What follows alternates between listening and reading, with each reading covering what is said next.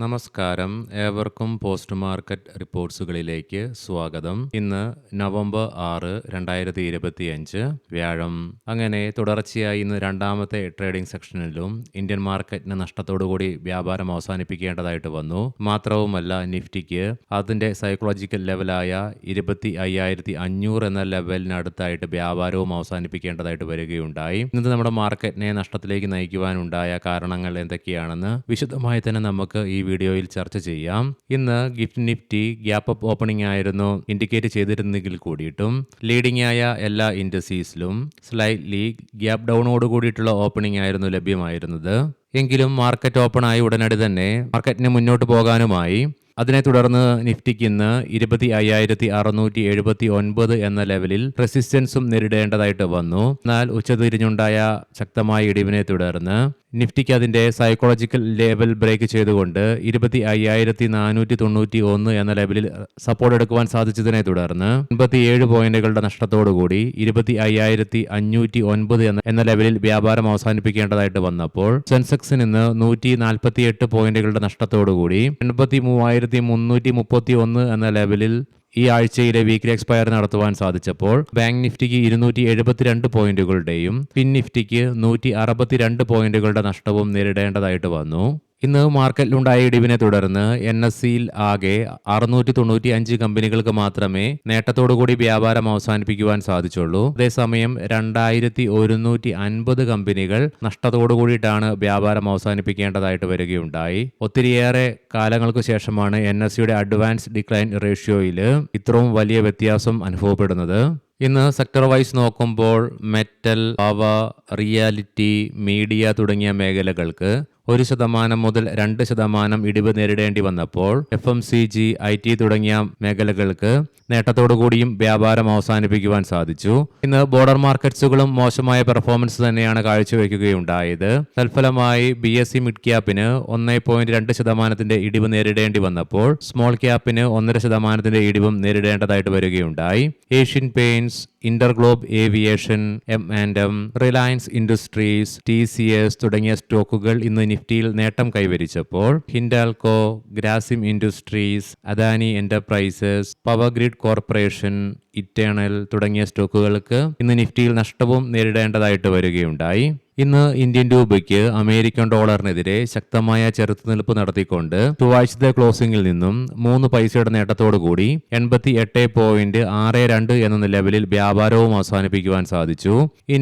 ഇന്ന് നമ്മുടെ മാർക്കറ്റിനെ തുടർച്ചയായി രണ്ടാമത്തെ ട്രേഡിംഗ് സെക്ഷനിലും നഷ്ടത്തിലേക്ക് നയിക്കുവാനുണ്ടായ കാരണങ്ങൾ എന്തൊക്കെയാണെന്ന് വിശദമായി തന്നെ ചർച്ച ചെയ്യാം.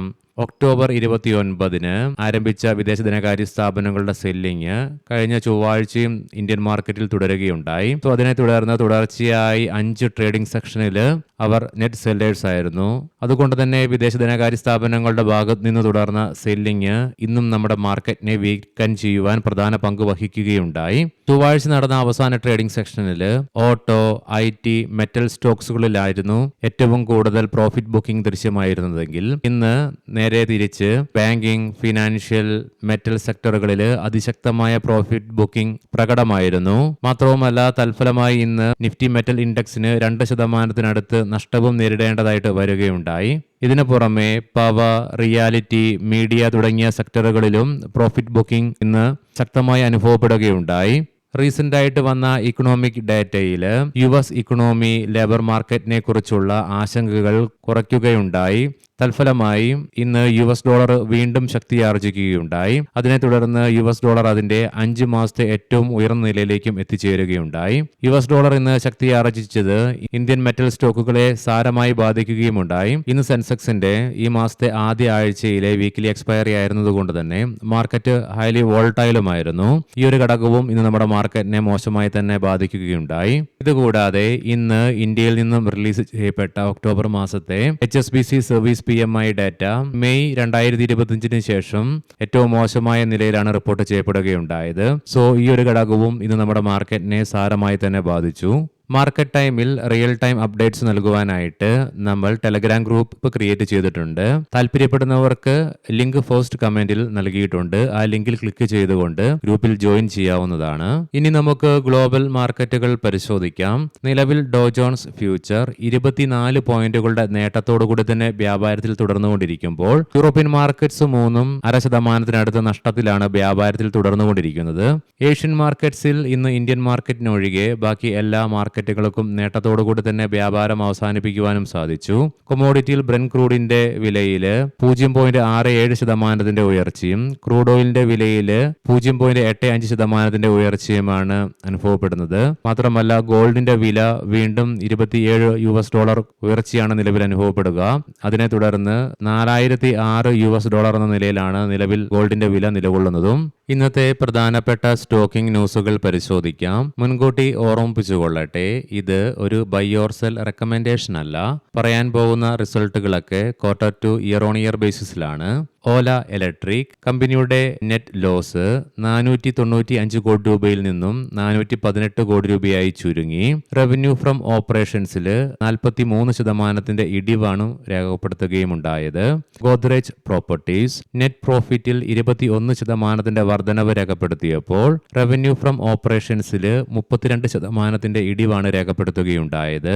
ദേവയാനി ഇന്റർനാഷണൽ ഇവർ ഇന്ത്യയിലെ KFC, പീസ ഹട്ട്, കോസ്റ്റ കോഫി തുടങ്ങിയ പ്രധാനപ്പെട്ട ബ്രാൻഡുകളുടെ പ്രൊമോട്ടേഴ്സ് ആണ്.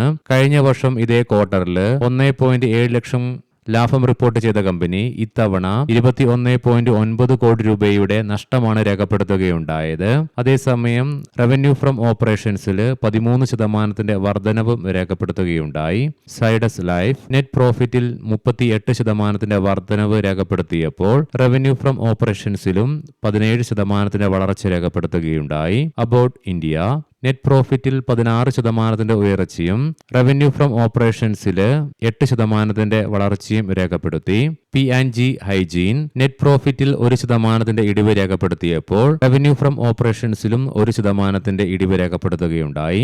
ചോളമണ്ഡലം ഇൻവെസ്റ്റ്മെന്റ്സ് നെറ്റ് പ്രോഫിറ്റിൽ 20% വർധനവ് രേഖപ്പെടുത്തിയപ്പോൾ റവന്യൂ ഫ്രം ഓപ്പറേഷൻസിലും 20% വളർച്ച രേഖപ്പെടുത്തുകയുണ്ടായി. ഏവർക്കും ശുഭരാത്രി നേരുന്നു. നാളെ രാവിലെ പ്രീ മാർക്കറ്റ് റിപ്പോർട്ട്സുമായി കണ്ടുമുട്ടാം. നന്ദി, നമസ്കാരം.